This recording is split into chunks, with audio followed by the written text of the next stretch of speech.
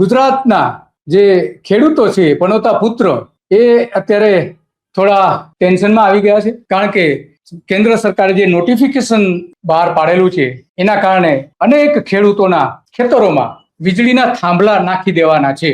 અનેક ખેડૂતોના, કેટલા ખેડૂતો છે એનો કોઈ અંદાજ હજુ સુધી નથી. પણ એ બધી જ આપણે વાત કરશે જયેશભાઈ પટેલ, કે જે આના માટે ઘણા લાંબા સમયથી લડી રહ્યા છે, ટેકનિકલ અને ધરતી ઉપર રહીને આંદોલનાત્મક પણ લડી રહ્યા છે. તો એ બધી આપણે વાત કરવાના છે. પરંતુ મૂળ આ મુદ્દો એ છે કે આપણે કચ્છમાં સૌર ઉર્જા એટલે કે સૂર્ય ઉર્જા જે પેદા કરવામાં આવી રહી છે, ત્યાં વીજળી જે પેદા કરવામાં આવી રહી છે એ, અને પવન ઉર્જા કચ્છ, જામનગર, દ્વારકા, મોરબી, આ જે દરિયાકાંઠાના, ખાસ કરીને દરિયાકાંઠાના જે વિસ્તારો છે અને પાકિસ્તાનના સરહદ ઉપરના વિસ્તારો જે છે, ત્યાંથી અત્યારે વીજળી મેળવવાનું શરૂ થઈ ગયું છે. સૌર ઉર્જા અને પવન ઉર્જા બંને વીજળી તો પેદા શરૂ થઈ ગઈ છે, પણ હવે મોટા પ્રમાણમાં, કારણ કે વિશ્વનો સૌથી મોટો પ્રોજેક્ટ માનવામાં આવી રહ્યા છે આ ગુજરાતમાં જે થઈ રહ્યા છે, એમાંથી જે વીજળી પેદા થવાની છે એ વીજળી કચ્છ અને બધા થઈને લગભગ અત્યારે તો એવું અનુમાન છે કે લગભગ 14 જેટલા 14 જેટલા જિલ્લાઓમાંથી પસાર થવાની છે. અને એ 14 જિલ્લાના ગામડાઓ જે છે, ખેતરો જે છે, શહેરો જે છે, ત્યાંથી આ થાંભલાઓ પસાર થવાના છે. અને